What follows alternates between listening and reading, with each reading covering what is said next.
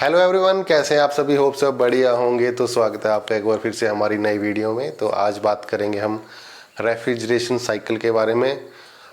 Hope सबको पता होगा रेफ्रिजरेशन साइकिल क्या है, लेकिन आपको फिर से एक बार समझाएंगे। अगर जिसको नहीं पता है वो ज़रूर वीडियो को पूरा देखें। आपको अगर रेफ्रिजरेशन का आप काम कर रहे हैं, काम सीखना चाह रहे हैं, तो ये आपके लिए सबसे इम्पोर्टेंट जो हमारा टॉपिक है आज का, वो बहुत ही वेरी इंपॉर्टेंट टॉपिक है काम सीखने वाले व्यक्ति के लिए, जो कि रेफ्रिजरेशन का, एसी का, अपना रेफ्रिजरेटर का जो काम सीखना चाहता है, रिपेयर का काम सीखना चाहता है, उसके लिए बहुत वेरी इंपॉर्टेंट टॉपिक है। रेफ्रिजरेशन के साइकिल के सीखे बिना दोस्तों हम एक टेक्नीशियन नहीं बन सकते हैं, रेफ्रिजरेशन एसी मैकेनिक नहीं बन सकते हैं, फ्रिज ठीक नहीं कर सकते हैं अगर आपको रेफ्रिजरेशन की फुल नॉलेज नहीं है। अगर आप एक स्टूडेंट है, आईटीआई कर रहे थे, तो आपके लिए भी ये बहुत ही इंपॉर्टेंट वीडियो है, क्योंकि रेफ्रिजरेशन साइकिल समझना आपके लिए बहुत ज़रूरी है। अगर आप काम कर रहे हैं, आपको काम आता है, फिर भी आप वीडियो को ज़रूर देखिएगा, आपको बहुत मज़ा आएगा वीडियो देखने में। लेकिन सबसे पहले आपसे एक रिक्वेस्ट है कि हमारे जो चैनल है, चैनल को ज़रूर सब्सक्राइब कर लीजिएगा दोस्तों। और भी हमारे चैनल पे ऐसी वीडियो को जाके देखिए और वीडियो को लाइक कर दीजिए। अगर आपको पसंद आए, ना पसंद आए तो आप डिसलाइक कर सकते हैं, लेकिन वीडियो को ज़रूर देखें, आपको कोई ना कोई नॉलेज इसमें हमारी वीडियो में ज़रूर मिलेगी। तो चलिए शुरू करते हैं आज की वीडियो और जानते हैं रेफ्रिजरेशन साइकिल के बारे में। तो पीछे जो आपको दिख रहा है दोस्तों, ये है हमारा रेफ्रिजरेशन साइकिल। रेफ्रिजरेशन साइकिल क्या होता है? एक हमारी विधि है, ठंडा करने की विधि है। रेफ्रिजरेशन और रेफ्रिजरेटर में बहुत अंतर है दोस्तों। रेफ्रिजरेटर एक हमारी मशीन है जिसको हम फ्रिज बोलते हैं, वो ठंडा करती है। लेकिन वो ठंडा कैसे करती है? वो रेफ्रिजरेशन साइकिल, जो कि हमारा एक साइकिल बना हुआ है, रेफ्रिजरेशन साइकिल विधि है, उसके थ्रू हमारी वो ठंडा करती है। तो ये रेफ्रिजरेशन जो साइकिल है, एक ठंडा करने की विधि है। तो यहाँ पे मैंने आपको दिख रहा होगा, यहाँ पे एक कंप्रेसर दिख रहा है, ये हमारा कंडेंसर है, ड्रायर है, हमारा एक्सपेंशन वाल्व है। छोटी यूनिट में दोस्तों जैसे एसी रहता है, हमारा फ्रिज रहता है, यहाँ पे कैपिलरी ट्यूब का यूज़ किया जाता है। यहाँ पे मैंने एक्सपेंशन डिवाइस लगा दिया, थर्मोस्टेटिक एक्सपेंशन डिवाइस। आप इसकी जगह जो हमारी कैपिलरी ट्यूब है वो भी हमारी लगती है छोटी यूनिट में, ये बड़ी यूनिटों में यूज़ किया जाता है। और ये हमारा इवापोरेटर है और ये फिर से हमारा कंप्रेसर है। तो ये इसी तरह हमारा एक रेफ्रिजरेशन साइकिल है। तो स्टेप बाय स्टेप इसको समझेंगे और जानेंगे कौन सी गैस इस पर कैसा काम करती है। वो मैं आपको इससे आने वाली दूसरी वीडियो में बताऊंगा कि कैसे इस पर काम किया जाता है। तो जो सबसे इम्पोर्टेंट पार्ट होता है हमारा जो रेफ्रिजरेशन साइकिल का, जिसको हर्ट कहा जाता है, वो है हमारा कंप्रेसर। कंप्रेसर हमारा reciprocating type, rotary type, screw type, कोई भी हो सकता है। कोई भी छोटी से और बड़ी मशीन में सेम ही हमारा साइकिल रहता है, रेफ्रिजरेशन साइकिल जो भी रहता है। तो इसमें कंप्रेसर कोई भी रह सकता है, ओपन टाइप कोई भी हो, रेसिप्रोकेटिंग। आपका जो मेन रहता है, जो हमारा हार्ट रहता है रेफ्रिजरेशन साइकिल का, वो हमारा रहता है कंप्रेसर। तो यहाँ पे हमारा एक कंप्रेसर रहता है। कंप्रेसर से यहाँ जो आप देख रहे हैं एरो बना हुआ है, ये जो कंप्रेसर के साथ जो लाइन अटैच होती है, इसको कहते हैं डिस्चार्ज लाइन। और ये डिस्चार्ज लाइन सीधी जा रही है हमारी ऊपर की तरफ। आप ऐसे एरो देख रहे होंगे, ये हमारा कंडेंसर कॉइल। आप रेफ्रिजरेटर के पीछे देखते होंगे एक जाला सा लगा रहता है, वो जाला ये हमारा रहता है, कंडेंसर कॉइल रहता है। और एसी के भी आप बाहर देखते होंगे, आउटडोर यूनिट में एक लगा रहता है, जिसके आगे एक फैन लगा रहता है। इसके आगे जो फैन लगा रहता है वो पीछे ये कॉइल होती है, उसको कहते हैं कंडेंसर कॉइल। और कंडेंसर कॉइल के जस्ट आगे हमारा लगा रहता है ड्रायर, और उसके आगे लगा रहता है हमारा एक्सपेंशन डिवाइस। इसकी जगह हम कैपिलरी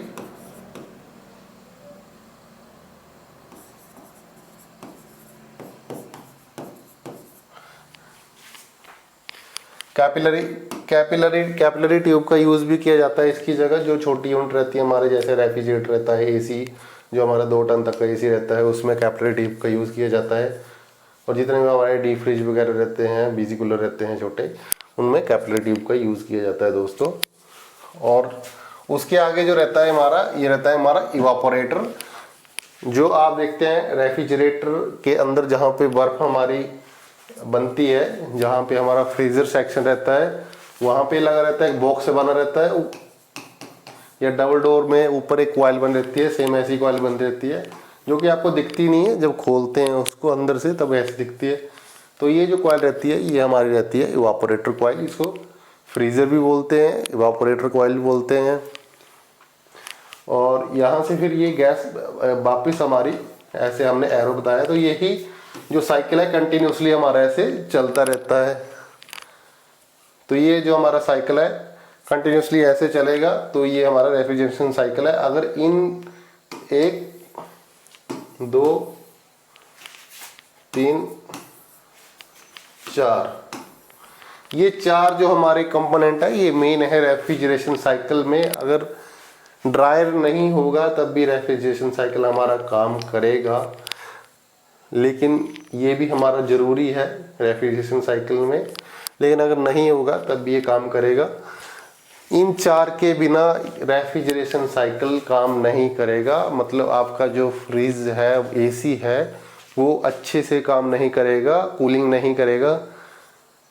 अगर इन 4 कंपोनेंट में से कोई भी एक कंपोनेंट ख़राब हो गया, अपना वर्क काम करना छोड़ गया, तो हमारा काम नहीं करेगा। ये है हमारा रेफ्रिजरेशन साइकिल।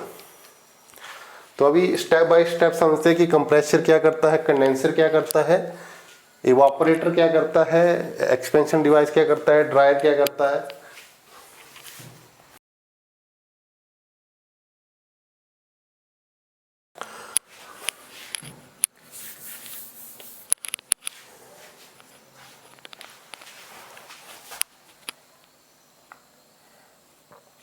सबसे पहले मैं एक लाइन यहाँ पे ले लेता हूँ,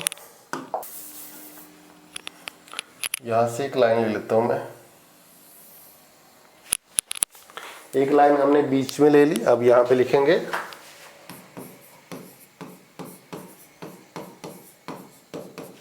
हॉट साइड या हाई साइड लिखते हैं इसको, हॉट या हाई साइड।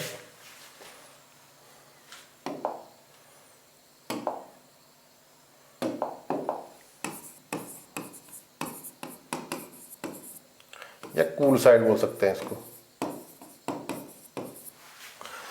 तो ये वाली जो साइड है हमारी, ये हॉट साइड या हाई साइड बोलते हैं, इसको लो साइड बोलते हैं, कूल साइड बोलते हैं। तो सबसे पहले कंप्रेसर की वर्किंग जान लेते हैं। कंप्रेसर क्या करता है, लो प्रेशर लो टेम्परेचर की जो हमारी वेपर रेफ्रिजरेंट है उसको क्या करता है, कंप्रेस करता है, और उसका जो प्रेशर है और टेम्परेचर है उसको बढ़ाता है, और कंडेंसर के लिए डिस्चार्ज लाइन के थ्रू हमारे कंडेंसर के लिए भेजता है।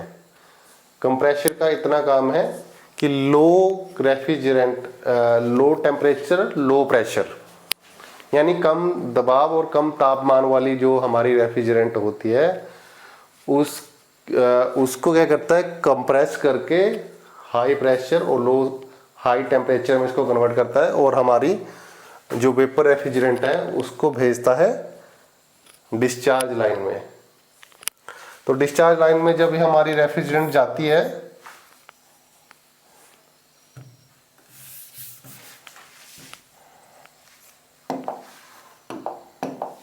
यहां से हमारी जो रेफ्रिजरेंट जाती है, तो आपने क्या नोटिस करना है, जब भी आप किसी रेफ्रिजरेटर या किसी मशीन को चेक करने जा रहे हैं, तो सबसे पहले आप चेक करोगे जो हमारी डिस्चार्ज लाइन होती है वो हमेशा हॉट रहती है, गर्म रहती है। ये हमारी गर्म रहती है क्योंकि इस कंप्रेसर ने क्या किया है कि इसका जो टेम्परेचर है और प्रेशर है उसको बढ़ा दिया है। तो जब इसका टेम्परेचर बढ़ेगा तो हमारी जो डिस्चार्ज लाइन है वो गर्म हो जाएगी। तो गर्म होगी तो क्या करेगी, कंडेंसर की तरफ जाएगी। और आप देख रहे होंगे मैंने कंडेंसर को, आप कभी भी कंडेंसर देखोगे, नेक्स्ट स्लाइड में आपको बताता हूँ। कंडेंसर आपने कभी फ्रिज में नोटिस करना है, ये हमारा कंप्रेसर है, हमारी डिस्चार्ज लाइन है,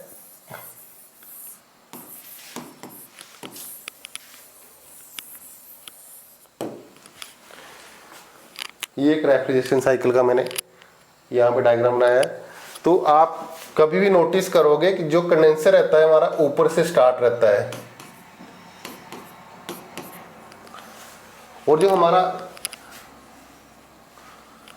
ऐसा कारण क्यों है?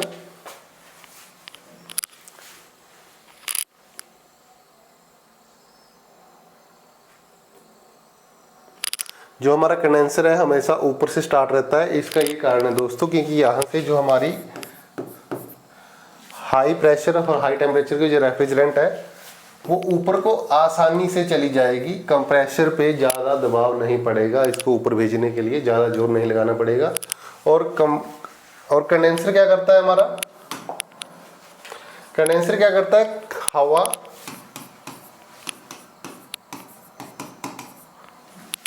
हवा के माध्यम से या फिर जो हमारे shell and tube type condenser होते हैं, पानी के द्वारा, जितनी बड़ी मशीन होगी अलग अलग टाइप के कंडेंसर होते हैं। एक कंडेंसर का भी हम अलग से टॉपिक करेंगे, इसके बाद कंप्रेसर का भी टॉपिक करेंगे, कंडेंसर का भी करेंगे, एक्सपेंशन डिवाइस का भी करेंगे, इवापोरेटर का भी करेंगे। बहुत इसमें वैरायटीज़ हैं, तो हम सबका इसमें करेंगे, अलग अलग एक वीडियो बनाएंगे।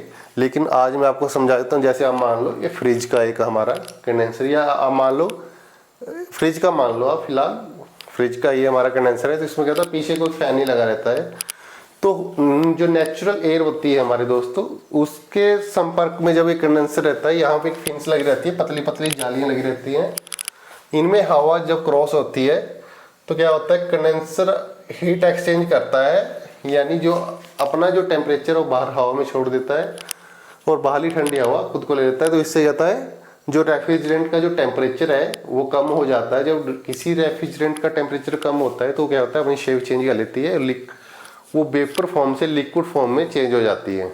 तो यहाँ से क्या होता है कि जब जैसे ही हमारी रेफ्रिजरेंट ऊपर से नीचे आएगी, वेपर थी, जब वो नीचे आना स्टार्ट होगी तो जब लास्ट की 2-3 लाइन होगी तो वहाँ से अपनी फॉर्म चेंज कर लेगी। यहाँ से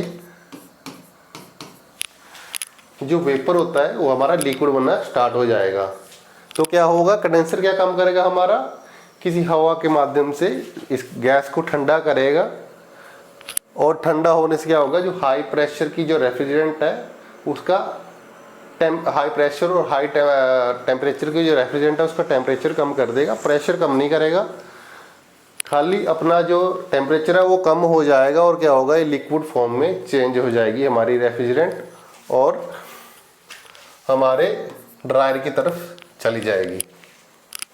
कंडेंसर का इतना काम है दोस्तों, खाली टेम्परेचर कम करना है। तो ये क्या करता है, टेम्परेचर कम करता है। जब भी आपके घर में कोई रेफ्रिजरेटर होगा, आपने ध्यान देना है कि वो दीवार से उसको दूर रखने के लिए क्यों बोलते हैं। जब भी आपके घर में कोई डेमो के लिए आता है, नए फ्रिज लेते हैं आप, तो उसको हम सजेस्ट करते हैं कि कम से कम 6-7 इंच का गैप पीछे दीवार से होना चाहिए। वो क्यों होना चाहिए, क्योंकि ये जो हमारी, जो मैंने आपको बताया कि जो एयर रहती है हमारा, वो सर्कुलेशन, हमारा एयर का सर्कुलेशन प्रॉपर होना चाहिए, तभी ये हमारी जो रेफ्रिजरेंट है ये लिक्विड फॉर्म में चेंज होगी, जब इसका अच्छे से कंडेंसेशन होगा। अगर कंडेंसेशन अच्छे से नहीं होगा तो क्या होगा, हमारा जो रेफ्रिजरेशन साइकिल है वो अच्छे से काम नहीं कर पाएगा। जिसपे जब हमारा कंडेंसेशन अच्छे से नहीं होगा तो जो वेपर गैस होती है वो ज़्यादा फैलती है, तो फैलने क्या होगा, इसका कंप्रेसर का हेड प्रेशर बढ़ेगा। तो हेड प्रेशर बढ़ेगा तो कंप्रेसर या तो ट्रिप करेगा बार बार, या फिर ये ख़राब हो सकता है और हमारी कूलिंग भी प्रॉपर नहीं होगी दोस्तों। तो कभी भी इस पर पीछे कपड़ा नहीं रखना है जो हमारा फ्रिज का कंडेंसर होता है, और खुले में इसके चारों तरफ हवा सर्कुलेट होने के लिए जगह होनी चाहिए। तो यही कारण है, इसलिए बोलते हैं फ्रिज में गैप होना चाहिए। तो आइए आप समझते हैं, कंडेंसर तक हमारा क्लियर हो चुका है। आप समझते हैं जो हमारा ड्रायर होता है।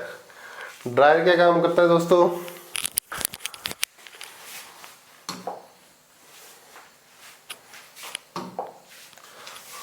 अब ड्रायर ऐसा होता है, मैं आपको बता देता हूँ।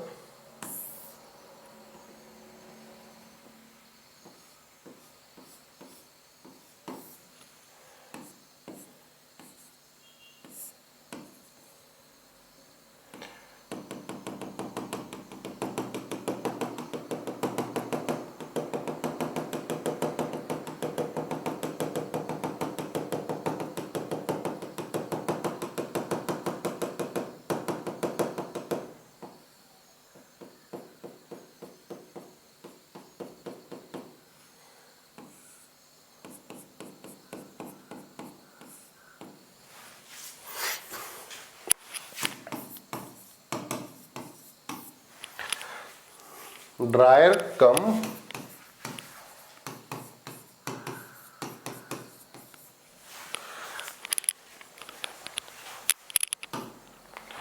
कम फिल्टर। तो ये क्या काम करता है हमारा दोस्तों, जो यहां से जो हमारी रेफ्रिजरेंट आ रही है, यहां से जो हमारी रेफ्रिजरेंट आ रही है, इसमें सबसे पहले लगा रहता है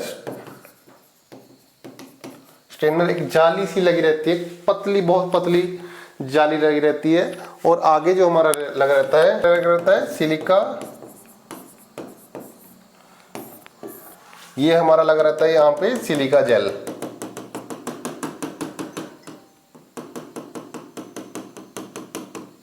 और यहाँ पे फिर,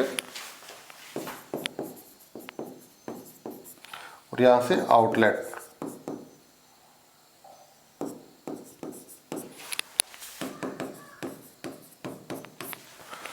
तो ये ड्रायर क्या काम करता है हमारा, सबसे पहले जो यहाँ पे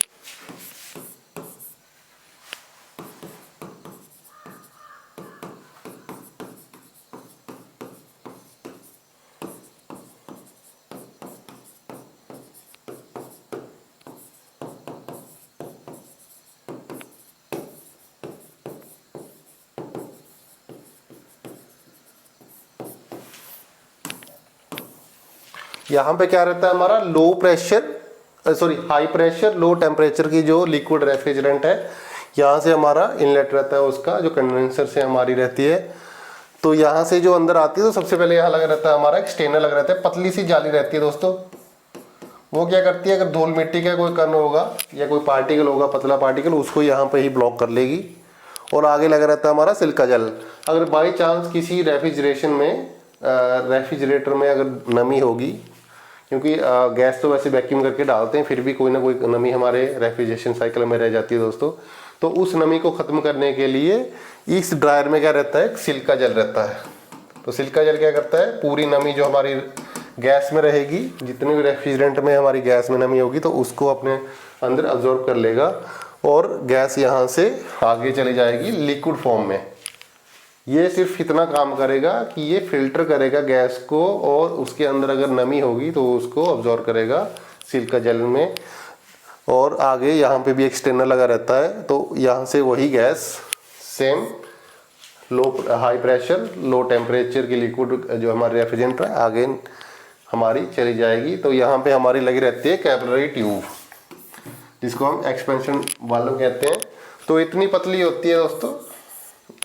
अभी आपको ये ड्रायर वाला कॉन्सेप्ट समझ आ गया।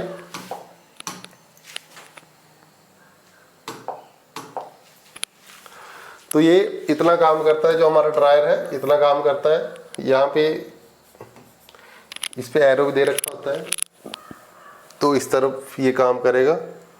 यहाँ तक जो हमारी रेफ्रिजरेंट का जो टेम्परेचर रहेगा वो नॉर्मल रहेगा, ज़्यादा ठंडा नहीं रहेगा। यहाँ से जो हमारा जो स्टार्ट होगी कैपिलरी ट्यूब, जब जैसे कैपिलरी ट्यूब में हमारी रेफ्रिजरेंट प्रवेश करेगी, तो क्या करे, एक पतला सा छेद होता है दोस्तों, बिल्कुल पतला सा एक होल रहता है, उसमें से हाई प्रेशर और लो टेम्परेचर की जो लिक्विड रेफ्रिजरेंट है उसको वहाँ से गुजारा जाता है। तो ऑटोमेटिकली जब एक मोटी पाइप में, छोटी पाइप में आप रेफ्रिजरेंट को गुजारोगे, तो उसका प्रेशर क्या हो जाएगा, कम हो जाएगा। तो जो प्रेशर रिड्यूस करने का जो काम करेगा वो हमारा एक्सपेंशन डिवाइस करेगा। यानी हमारी जो कैपिलरी ट्यूब लगी होगी, तो कैपिलरी ट्यूब हमारा जो काम करेगी। अगर हमारा एक्सपेंशन डिवाइस होगा, तो एक्सपेंशन डिवाइस हमारा काम करेगा प्रेशर को कम करने का। तो इसमें से क्या आगे जाएगा, इसमें से जाएगा लो प्रेशर लो टेम्परेचर की हमारी लिक्विड रेफ्रिजरेंट आगे जाएगी। तो जैसे ही हमारी लिक्विड रेफ्रिजरेंट इवापोरेटर में जाएगी, तो इवापोरेटर में क्या होगा, पतली पाइप से जैसी मोटी पाइप में किसी लिक्विड को हम भेजेंगे, तो वहाँ उसका जाके इवापोरेशन हो जाएगा। तो इवापोरेशन होगा तो क्या होगा, हमारे यहाँ पे कूलिंग स्टार्ट हो जाएगी। तो यहाँ पे कूलिंग स्टार्ट हो जाएगी, तो लिक्विड फॉर्म क्या होगा, हीट एक्सचेंज होगी। जो हमारी लिक्विड फॉर्म होती है उसका अब फॉर्म चेंज हो जाएगी, वो क्या होगी, वेपर फॉर्म में बनना स्टार्ट हो जाएगी। तो इसी तरह से हमारी ये जो ये लाइन दे रखी होती है, जो फ्रिज के पीछे से एक लाइन आती है ऊपर से निकल के, उसको हम बोलते हैं सक्शन लाइन, जो कि ठंडी होती है। अगर आप उसको हाथ लगाओगे तो वो पाइप या तो नॉर्मल रहेगी या फिर वो ठंडी रहेगी। तो ये जो हमारी रेफ्रिजरेंट है, इससे हमारी वापस लिक्विड, यहाँ से हमारा वेपर गया था, यहाँ पे भी हमारा वेपर।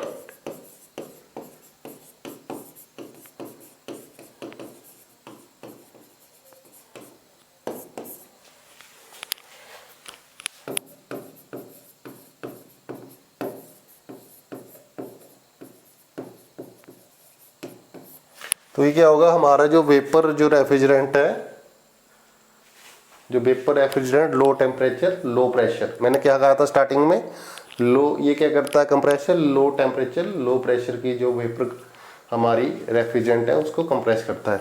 तो ये हमारी वेपर और लो प्रेशर और लो टेम्परेचर की रेफ्रिजरेंट कहाँ से आती है, इवापोरेटर से आती है सक्शन लाइन के थ्रू। तो ये फिर से हमारे कंप्रेशन में चली जाती है, कंप्रेसर फिर से वही करता है, कंप्रेस करता है। इसी तरह से ये साइकिल कंटिन्यूसली काम करता रहता है। तो आपको समझा हो गया दोस्तों, देख सकते हैं आप।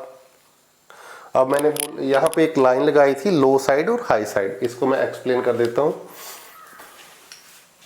हाई साइड मैंने इसको क्यों बोला था, क्योंकि इस साइड हमारा हाई प्रेशर और हाई टेम्परेचर इधर रहता है, इस साइड, जो कि हमारा एक्सपेंशन वालों के इनलेट पॉइंट से पहले हमारा जो रहता है हाई प्रेशर और हाई टेम्परेचर रहता है। वो इस साइड मैंने लिखा था लो साइड या कूल साइड, कुछ भी बोल सकते हैं। तो इस साइड क्या होता है, हमारा जो टेम्परेचर है वो भी कम रहता है, प्रेशर वो भी कम रहता है, और ये ठंडी साइड रहती है, ये गर्म साइड रहती है। अगर आप हाथ लगाओगे कभी कंडेंसर, जब आप रेफ्रिजरेटर के पीछे हाथ लगाओगे तो यह जाला आपको बहुत ही गर्म दिखाई देता है, जो कि कंडेंसर लग रहता है, जिसको हम जाली बोलते हैं। आजकल के जो रेफ्रिजरेटर हैं उनमें ओपन टाइप नहीं दे रखा होता है, बॉडी के बीच में दे रखा होता है। कभी आप हाथ लगाओगे डबल डोर रेफ्रिजरेटर जैसे मैक्सिमम हमारे देखे रहते हैं, जिसमें हमने देखा है, उनमें इंटरनल कंडेंसर दे रखा है। तो कस्टमर क्या बोलता है कि उसमें बहुत गर्म हो रहा है। तो गर्म इसलिए होता है क्योंकि ये हमारा जो कंडेंसर है वहाँ पे इंटरनली फिट किया जाता है, तो ये हमारा गर्म होता है, इसलिए हम इसको हॉट साइड लो हाई साइड बोलते हैं। तो इसलिए मैंने इसमें लाइन लगाई है। अगर आपको कभी कोई पूछेगा कि हमारी लो साइड और हाई साइड कहाँ से है, तो मैं आपको बताता हूँ। तो हाई साइड कोई आपसे पूछेगा कि हाई साइड कौन सी है, लो साइड कौन सी है, तो अभी मैं बताता हूँ। जो कंप्रेसर के टीडीसी से लेके ड्रायर के आउटलेट तक हमारा हाई साइड,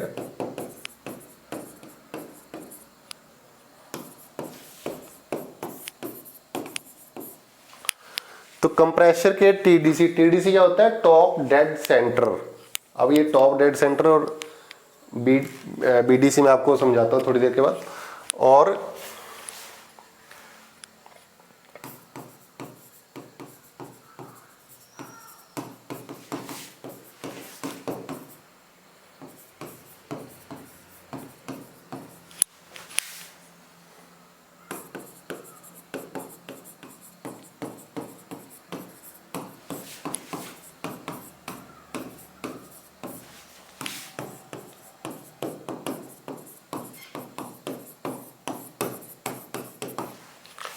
तो जो हमारी लो साइड रहती है वो हमारा कैपिलरी के इनलेट पॉइंट से लेके हमारा कंप्रेसर के बीडीसी तक हमारी जो रहती है वो लो साइड रहती है। अब मैं आपको टीडीसी और बीडीसी समझा देता हूँ।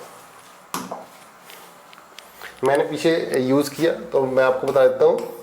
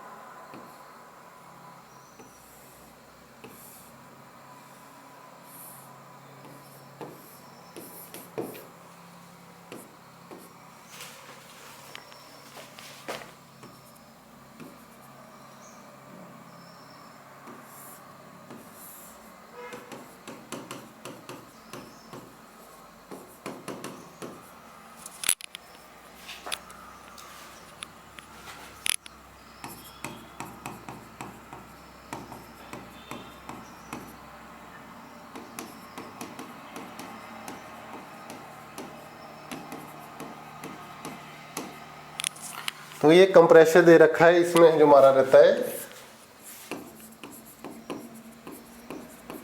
ये सिलेंडर दे रखा है और हमारा पिस्टन। तो क्या होता है, जब पिस्टन हमारा गैस को कंप्रेस करता है,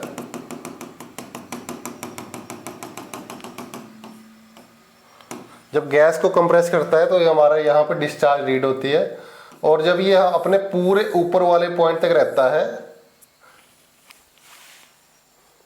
TDC टॉप डेड सेंटर, यानी TDC इसको बोला जाता है, TDC टॉप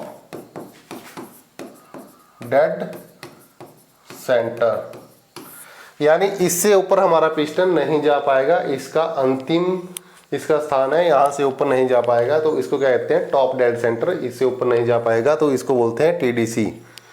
तो जो हमारी हाई साइड स्टार्ट हो जाती है वो हमारी TDC से स्टार्ट हो जाती है, क्योंकि यहाँ हमारा जो कंप्रेसर हो गैस को पूरी तरह कंप्रेस कर चुका होता है। तो उसी तरह हमारा BDC रहता है।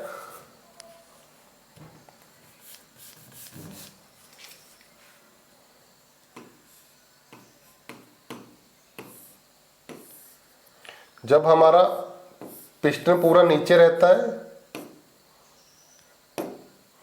और यहाँ पे पूरी गैस रहती है, ये बंद हो जाता है जब डिस्चार्ज वाल्व, और यहाँ पे सिलेंडर में गैस रहती है, यहाँ से गैस आ रही होती है सक्शन रीड से, और पिस्टन हमारा सबसे सिलेंडर के सबसे नीचे वाले स्थान पे रहता है, उसको कहते हैं BDC बॉटम डेड सेंटर, तो उसको कहते हैं TDC BDC। इस तरह से ये हमारा काम करता है।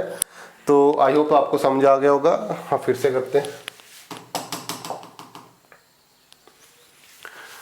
तो ये हमारा रेफ्रिजरेशन साइकिल था, इसमें लो साइड और हाई साइड मैंने आपको बता दिया है, अच्छे से एक्सप्लेन कर दिया है कि इसमें क्या क्या काम करता है हमारा। अगर इन चारों पांचों पार्ट में से कोई भी काम नहीं करेगा तो हमारा रेफ्रिजरेशन साइकिल नहीं काम कर पाएगा प्रॉपरली, और कंप्रेसर इसका जो हार्ट माना जाता है। कंप्रेसर ही जो एक मेन चीज़ है जो कि रेफ्रिजरेशन साइकिल में बहुत ही इंपॉर्टेंट है। इम्पोर्टेंट सभी है, लेकिन जैसे एक ह्यूमन के लिए एक हार्ट बहुत ज़रूरी है, वैसे एक रेफ्रिजरेशन साइकिल के लिए जो हार्ट है वो हमारा कंप्रेसर है। आई होप आपको वीडियो बहुत अच्छी लगी होगी, इन्फॉर्मेटिव होगी, वीडियो आपको पसंद आई होगी। तो वीडियो को जरूर लाइक कर दीजिएगा दोस्तों, साथ में चैनल को भी सब्सक्राइब कर लीजिएगा, बेल आइकन को ऑल पे प्रेस कर लीजिएगा, और हमारी और भी ऐसी वीडियो मैंने आई बटन में दे रखी है, आप उनको भी जाके एक बार देखिएगा। तब तक के लिए मिलते हैं नेक्स्ट वीडियो में आपको बताऊंगा कि हमारा जो रेफ्रिजरेशन साइकिल है R32 और 22 के साथ कैसे काम करता है, वो आपको पूरा एक्सप्लेन करेंगे नेक्स्ट वीडियो में। जो हमारी AC गैसेज है उनके साथ आपको एक्सप्लेन करूँगा कहाँ कितना टेम्परेचर रहता है, कैसे काम करता है। थैंक यू दोस्तों।